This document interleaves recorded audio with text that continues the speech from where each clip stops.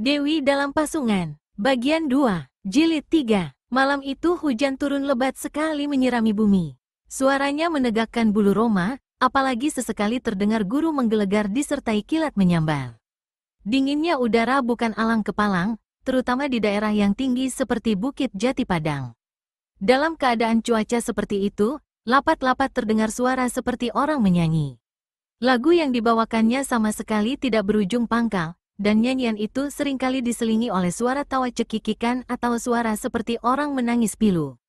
Suara nyanyian ini datang dari arah gubuk tanpa dinding beratap rumbia, dan yang menyanyi bukan lain adalah gadis malang dalam Pasungan. Hujan, hujan air, bukan hujan batu, bukan hujan duit.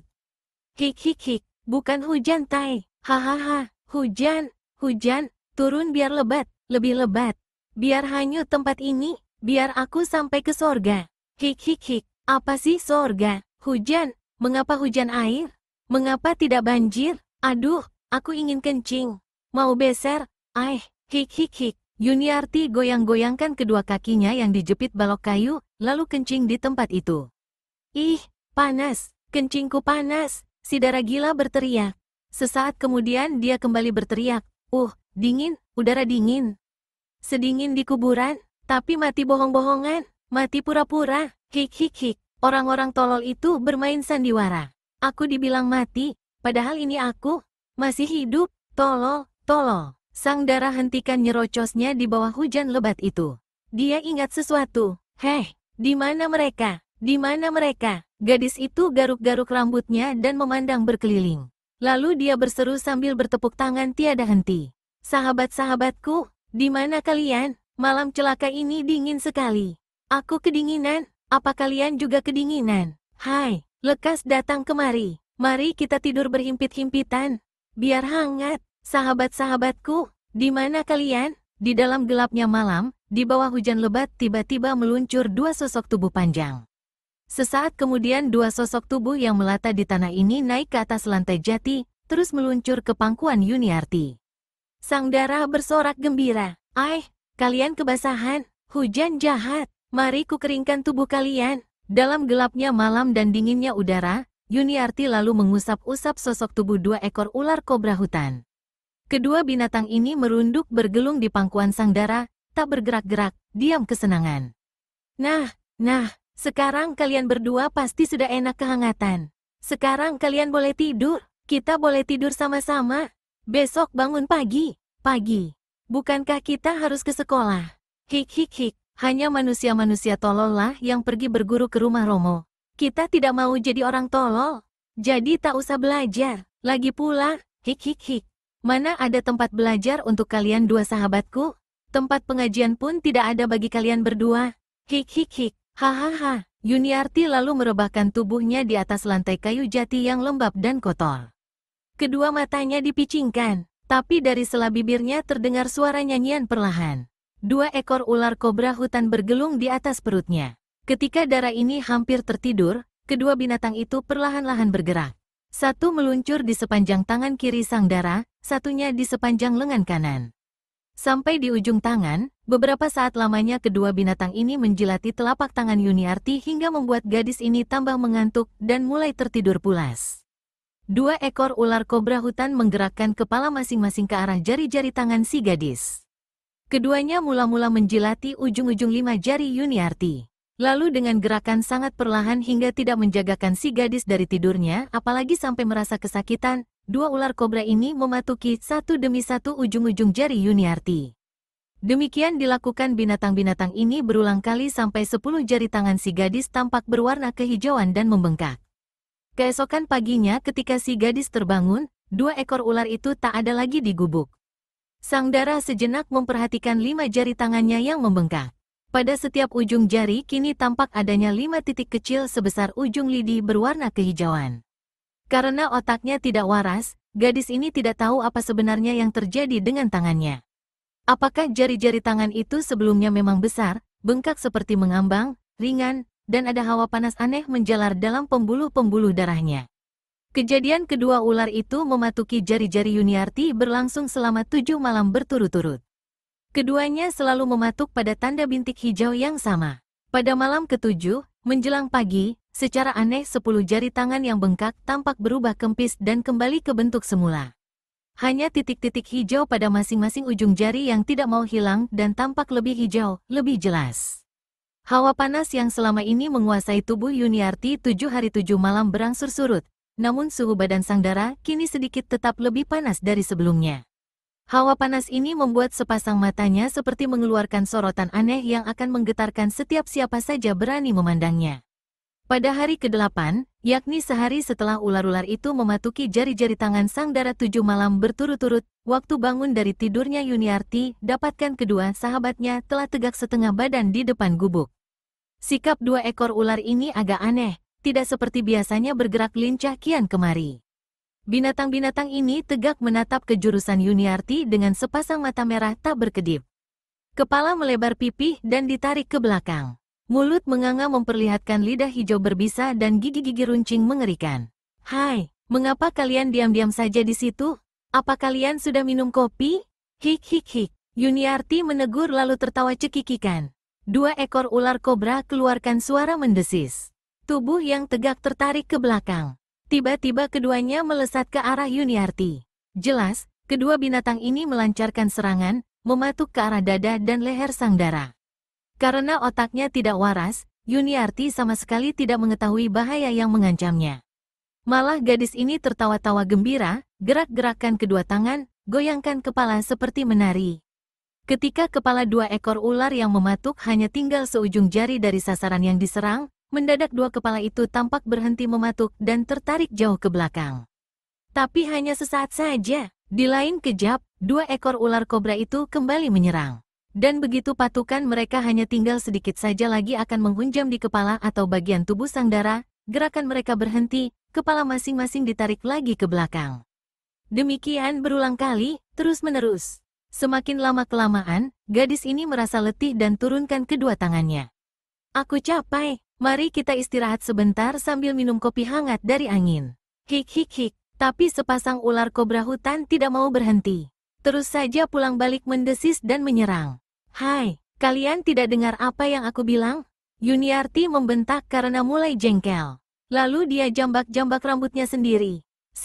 Sepasang ular mendesis. Uap hijau menyambar. Lalu keduanya kembali menyerang berulang kali hampir tiada henti. "Sahabat-sahabatku, kalian pasti sudah gendeng, jangan bikin aku marah." 2 ekor ular kembali mendesis dan melanjutkan serangan-serangan. "Sahabat-sahabat kurang ajar, kalian tidak kugebuk, kalian tentu belum kapok." Abis berkata begitu, Yuniarti kibaskan tangan kanannya. Kali ini lebih keras karena lebih marah. Dan seperti tadi, 5 sinar hijau tampak melesat keluar dari 5 jari tangannya. Sekali ini lebih terang. Yuniarti tertawa cekikikan. Sesaat itu, ular betina di samping kiri terdengar mendesis dan mematuk ganas. Yuniarti meninju dengan tangan kirinya. Selarik sinar hijau menderu ke arah ular kobra betina. Binatang ini rundukkan kepalanya ke tanah lalu meluncur bergabung dengan ular kobra jantan. Dari satu arah, keduanya kemudian sama-sama menyerang. Yuniarti kibaskan tangannya kiri kanan. 10 larik sinar hijau berkilat. 2 ekor ular kobra hutan cepat jatuhkan diri. Larikan sinar hijau melesat menghantam sebatang pohon. Terjadilah satu hal yang luar biasa. 5 lubang kecil tampak menembus kulit pohon. Dan batang pohon itu sendiri serta-merta berubah menjadi kehijauan. Seperti layaknya orang gembira, kedua ular kobra meliuk-liukkan tubuh masing-masing ke atas, berputar-putar dan menggoyangkan kepala tiada henti. Kedua binatang ini kemudian meluncur ke pangkuan Yuniarti, menggelung tubuh sang dara dan menjilatinya dengan mulut dan lidahnya. Apakah sebenarnya yang telah terjadi dan dialami oleh Yuniarti, si gadis 16 tahun dalam pasungan dan berotak tidak waras itu? Ternyata 2 ekor ular kobra hutan bukanlah ular-ular biasa. Kedua binatang ini secara aneh dan sulit dipercaya telah memindahkan racun ganas yang ada di dalam tubuh mereka ke dalam peredaran darah si gadis. Setelah 7 kali terjadi pemindahan racun itu, maka racun telah menjadi satu dalam dada Yuniarti dan setiap saat dia memukul, mengibaskan atau menjentikkan jari-jari tangannya, maka larikan-larikan atau gulungan sinar hijau yang mengandung racun mematikan akan melesat keluar dari tubuhnya melalui 10 lubang kecil pada ujung-ujung jari tangannya. Hal ini tidak mungkin terjadi kalau 2 ekor ular kobra hutan hijau itu bukanlah sepasang binatang sakti. Yuniarti tertawa cekikikan karena geli ketika sepasang ular kobra menjilati leher dan mukanya. Pada saat itulah tiba-tiba semak belukar di sebelah kanan tak berapa jauh dari pohon yang kini menjadi mati akibat endapan racun, tersibak dan seorang lelaki tua bertubuh tinggi semampai, berjanggut, berkumis dan berambut putih muncul sambil menatap tajam ke arah Yuniarti. Ketika memukul, kedua matanya belum kelihatan hijau, orang tua itu membatin. Tapi sinar yang keluar dari jari-jari tangannya sudah cukup mantap. Mungkin seminggu dua lagi racun itu baru benar-benar dapat berbaur sempurna dalam darahnya. Sambil terus memandang ke arah sang dara, orang tua ini usap-usap janggutnya. Anak malang, tak banyak yang dapat kulakukan untukmu. Mudah-mudahan kau selamat dan ada seseorang yang mampu mengobati penyakitmu. Ya Tuhan, ya Gusti Allah, lindungi anak itu. Aku mohon disembuhkan dia dari segala penyakitnya. Sehabis berkata begitu, orang tua ini tepukkan kedua tangannya. Ternyata seperti Yuniarti, orang tua ini juga memiliki 10 jari tangan yang ujung-ujungnya bertanda titik berwarna hijau. Anak-anak, tugas kalian sudah selesai. Kita harus segera pergi dari tempat ini. Jika kalian ingin bertemu dengan gadis itu, hanya sekali-sekali saja bisa kalian lakukan. Ayo ikut aku. Orang tua itu berhenti bertepuk, lalu angkat kedua tangannya lurus-lurus ke depan. 2 ekor ular kobra mencium wajah Yuniarti terakhir kali, lalu kedua binatang ini meluncur ke atas si orang tua, naik ke atas kaki dan tubuhnya, terus bergelung pada lengan kanan. Ketika berjalan pergi, orang tua itu tak ubahnya seperti memakai sepasang gelang hijau. Melihat dua sahabatnya dibawa pergi, Yuniarti berteriak marah. Dia melompat bangun, tapi sepasang kakinya terbelenggu dalam jepitan balok besar. Janggut putih, hai, orang tua jelek. Kau bawa kemana sahabat-sahabatku? Hai, setan, kambing tua, mereka bukan anak-anakmu. Mengapa menyebut mereka anak-anak? Apakah kau kawin dengan ular? Hik hik hik, hai kambing tua, bawa kemari sahabat-sahabatku itu. Orang tua berjanggut putih tentu saja mendengar teriakan-teriakan Yuniarti. Namun dengan tenang dia melangkah terus ke arah semak belukar di mana tadi dia menyembul. Ketika dia menyibak semak belukar itu, Yuniarti kepalkan jari-jari tangan kanannya lalu sambil maki-maki, dia tinjukan tangan itu ke arah orang tua berambut putih. Wus, sinar hijau melesat tebal dan jelas, tanda yang memukul mengerahkan tenaga dan berada dalam keadaan marah. Meskipun tidak melihat, tapi orang tua itu tahu kalau dirinya mendapat serangan sangat berbahaya. Secepat kilat dia jatuhkan diri ke tanah. Sinar hijau menghantam semak belukar. Serta-merta, semak belukar ini menjadi rambas dan mati setelah terlebih dulu berubah menjadi hijau. Ah, hebat sekali, memuji si orang tua yang menyaksikan kejadian itu. Lalu dia gulingkan diri dan di lain kejap tak kelihatan lagi di tempat itu. Tinggal kini Yuniarti yang terus berteriak-teriak. Ketika suaranya menjadi parau, baru gadis ini berhenti berteriak dan kini ganti menangis terisak-isak. Jilid 4. Raden Ancoro Murti menghisap rokok daun ganja dalam-dalam. Sepasang matanya meredup seperti orang mengantuk. Wajahnya pucat kuyu. Rokok itu membuatnya merasa nikmat dan mengendurkan rasa dinginnya udara. Sambil menghembuskan asap rokok, dia menatap ke arah 3 ekor kuda yang tertambat di bawah pohon, disirami hujan lebat yang turun sejak beberapa waktu lalu. Lalu dia berpaling pada 2 orang pengiring yang tegak di sebelah kirinya. Saat itu mereka berteduh di bawah sebuah teratak reyot di timur hutan di mana Bukit Jati Padang terletak. Lalu sambil mengusap-usap tombak, busur dan bumbung panah, pemuda itu berkata. Suaranya datar lesu karena dirinya lebih banyak dipengaruhi oleh rokok ganja yang dihisapnya. Sial betul nasib kita berburu sekali ini. Jangankan babi hutan, kecoa busuk pun tidak bertemu. Gento, pengiring yang tegak di sampingnya, menganggukkan kepala. Sambil mengusap dagu dia menjawab, mungkin ini gara-gara cuaca yang buruk, Raden. Aku tidak percaya, apa sangkut pautnya cuaca buruk dengan segala babi hutan atau celeng keparat? Bukankah mereka tidak akan keluar dari hutan ini walaupun ada hujan lebat? Dan kau, Jamaning, kau yang membawa kesialan pertama kali. Pengiring bernama Jamaning kerutkan kening. Saya tidak mengerti maksud Raden. 2 hari lalu aku minta kau menghubungi gadis desa bertubuh seksi bernama Taminten itu. Kau tak berhasil menemuinya, padahal pondok peristirahatan di Kaliwangso sudah disiapkan untukku bersenang-senang dengannya. Apa itu namanya tidak sial? Jamaning terdiam sesaat, namun kemudian memberi jawaban. Waktu saya datangi ke rumahnya, gadis itu tak ada. Maaf Raden, saya mendengar kabar tidak enak. Ternyata Taminten tidak hanya pergi dengan Raden, tapi juga sering dibawa lelaki lain. Maaf Raden, gadis itu tidak lebih dari seorang pelacur. Saya khawatir nanti Raden terkena penyakit. Sudah lama aku berhubungan secara diam-diam dengan Taminten. Ternyata aku tak pernah sakit sampai hari ini, menyahuti Ancoro Murti. Jamaning kembali terdiam. Gento kini yang ganti bicara. Maaf Raden, jika Raden mau, saya bisa mencarikan perempuan lain yang tak kalah cantik dan mulus dari Taminten. Mengapa baru sekarang kau berkata begitu? Setelah aku setengah mati kedinginan di tempat celaka ini? Sebaiknya kita pulang saja, Raden. Dalam udara seperti ini kita tak akan mendapatkan binatang perburuan. Ancoro Murti diam saja. Dia menghisap dalam-dalam rokok ganjanya yang tinggal kecil hampir membakar jarinya, lalu mencampakkan puntung rokok ke tanah. Dia memberi isyarat pada Gento.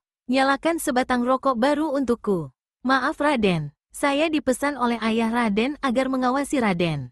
Maksudmu? Tanya Ancoro Murti. Untuk pertama kalinya kedua matanya yang kuyu terbuka lebar. Ayah Raden memesan agar Raden jangan terlalu banyak merokok ganja. Bahaya bagi kesehatan Raden. Ayahku, ujar Ancoro Murti sambil bantingkan kakinya ke tanah. Orang itu terlalu banyak peraturan.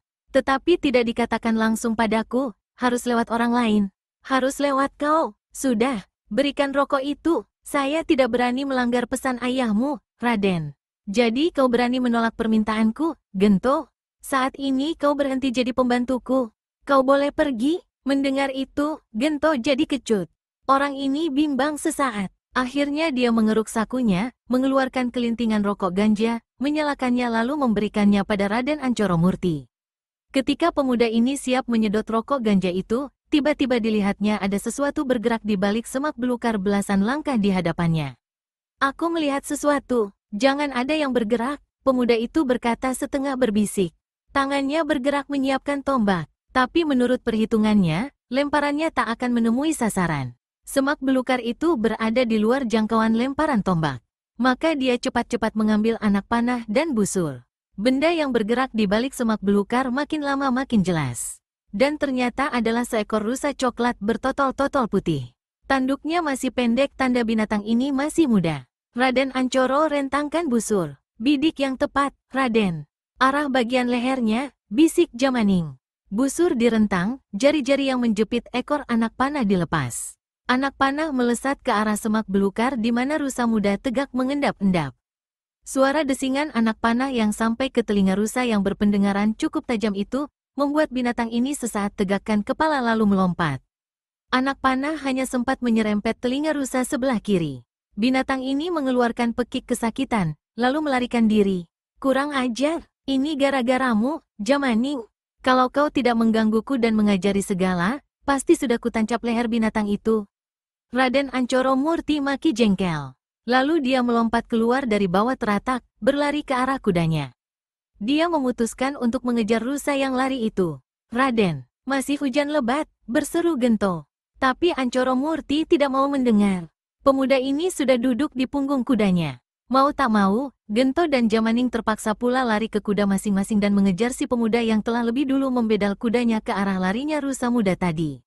Raden, binatang itu lari ke arah Bukit Jati Padang, berseru Gento ketika dilihatnya rusa yang mereka kejar melarikan diri ke jurusan barat, memasuki kaki Bukit Jati Padang.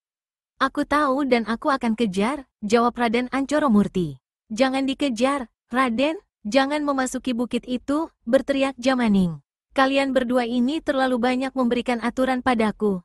Dengan marah Raden Ancoro Murti hentikan kuda dan memandang membelalak pada kedua pengiringnya. Maaf Raden. Jangan salah sangka, kata Jamaning. Kami tidak bermaksud melarang ataupun memberikan aturan ini itu. Tapi ketahuilah, bukit itu tak pernah didatangi orang karena angker. Lagi pula jalan ke atas sana sangat sulit. Banyak pohon-pohon berduri. Kalau kalian takut pada pohon berduri, silakan pulang saja. Aku tidak butuh manusia-manusia pengecut macam kalian. Raden Ancoro siap membedal kudanya kembali. Tapi Gento cepat memegang leher kuda tunggangan si pemuda dan berkata, kami tidak takut pada pohon-pohon berduri itu, Raden. Sungguh mati tidak, tapi yang kami takutkan ialah bahwa di Bukit Jati Padang ada silumannya. Siluman? Aku tidak takut. Betul, Raden, ada silumannya. Siluman perempuan, menegaskan Jamaning. Aku bilang tidak takut, apalagi cuma siluman perempuan. Aku ingin bertemu dengannya. Kalau dia cantik, malah aku mau tidur bersamanya. Pucatlah wajah kedua pengiring itu mendengar ucapan majikan mereka yang dianggap sangat tabu itu. Karena tak bisa berbuat lain, ketika Ancoro Murti meninggalkan tempat itu, keduanya terpaksa mengikuti. Ketiga orang ini bergerak menuju Bukit Jati Padang. Walaupun hujan sudah mulai reda, tapi bukan berarti perjalanan menuju ke bukit enak dan mudah. Dan rusa yang mereka kejar seperti memberi semangat, karena sesekali binatang ini terlihat jelas di sebelah depan, lalu lari lagi menuju atas bukit. Begitu seterusnya, di satu tempat, jejak rusa itu lenyap sama sekali. Sialan, benar-benar sialan, maki Ancoro Murti. Pakaiannya basah dan kotor serta robek-robek di beberapa bagian karena tersangkut duri pepohonan. Kulit tubuhnya juga tampak tergurat luka. Tapi rokok ganja masih mencantel di sela bibirnya. Kita tak mungkin lagi mengejar rusa itu, Raden. Binatang itu lenyap, dan jalan ke sebelah atas bukit semakin sulit. Saya khawatir kalau tidak turun sekarang, sebelum senja kita tak akan sampai ke bawah. Raden Ancoro Murti tidak pedulikan kata-kata Gento. Binatang itu terluka, dia pasti tak lari jauh dan mendekam di sekitar sini. Pasang mata dan telinga kalian baik-baik. Sekali lagi ada yang mengatakan agar kita turun ke bawah atau pulang saja, akan kuhantam dengan tombak. Ancaman itu memang membuat kecut Gento dan Jamaning. Tetapi sebenarnya kedua pengiring ini jauh lebih takut pada cerita yang mereka dengar bahwa di Bukit Jati Padang itu terdapat siluman yang suka membunuh mati siapa saja seenak perutnya. Raden, Gento membuka mulut kembali. Bangsat, diam kau, hardik Ancoro Murti. Aku mendengar suara sesuatu. Raden Ancoro Murti pasang telinga tajam-tajam. Dua pengiringnya mengikuti, dan wajah mereka tampak semakin pucat.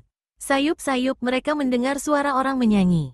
Suara perempuan, siluman perempuan itu, bisik Gento. Pasti, balas berbisik Jamaning.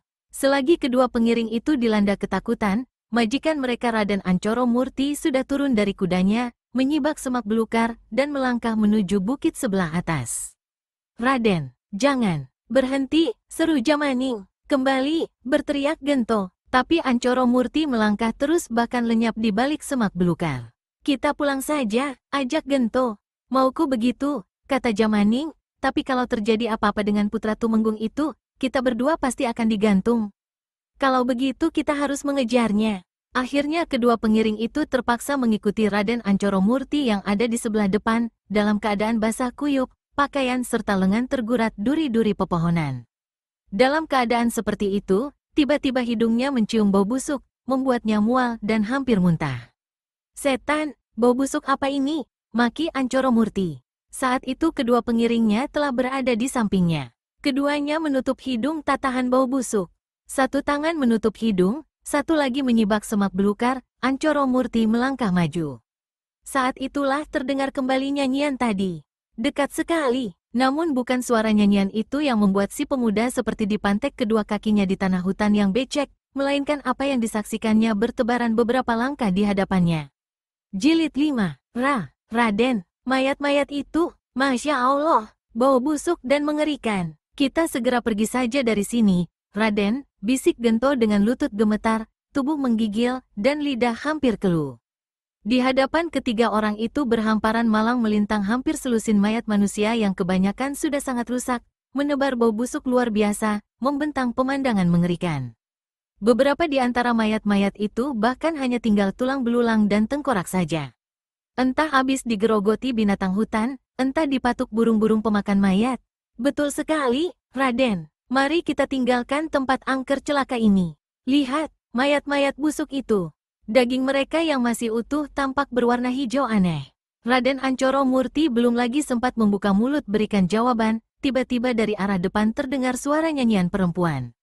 Yang mampus biarlah mampus, yang sudah mati biarlah mati, yang barusan datang mencari mati. Hendak lari kaki dipantek, hutan menjadi saksi kematian, hutan menjadi pembasuh jenazah, kaki dipantek tak bisa lari. Hik, Raden. Lekas lari, bisik Gento lagi. Tapi anehnya dia tak mampu menggerakkan kedua kakinya. Demikian juga kawannya Jamaning, sedang Ancoro Murti seperti orang kena sirup memandang tak berkedip pada sosok tubuh darah yang duduk dipasung di dalam gubuk tanpa dinding. Gento, Jamaning, terdengar suara Ancoro Murti. Kalian lihat anak perawan itu. Itu bukan anak perawan, Raden. Itulah siluman yang saya katakan tadi, ujar Gento dengan suara tercekat. Manusia tolol, maki Ancoro Murti dengan suara perlahan mendesis. Jelas-jelas itu seorang anak gadis. Matamu terbalik menyebutnya siluman. Lihat, gadis itu berparas cantik, hanya sayang, rambut dan pakaiannya sangat kotor. Dan lihat lagi, kedua kakinya dipasung pada balok besar. Kasihan, aku akan menolongnya, melepaskan pasungannya, lalu memandikannya di sungai. Lalu memboyongnya ke pondok peristirahatan di Kaliwongso. Raden, jangan bicara dan berpikir yang bukan-bukan. Ini tempat angker, siluman bisa merubah diri seperti apa saja. Seperti gadis yang dipasung itu. Lekas kita pergi dari sini, Raden. Tidak, aku akan melepaskan gadis itu. Lalu memboyongnya. Demi Tuhan, dia tidak pantas bagimu, Raden. Kalaupun dia memang manusia, lihat tubuhnya yang kotor dan baunya sebusuk mayat yang bertebaran. Kalau Raden masih menganggapnya manusia, maka dia adalah gadis gila. Perawan edan, dari arah pondok beratap Rumbia tiba-tiba meledak suara tawa melengking menggigitkan bulu roma yang diakhiri dengan satu bentakan keras. Yang barusan mengatakan tubuhku sebusuk mayat. Yang barusan mengatakan aku gadis gila, perawan edan. Cepat datang kepadaku,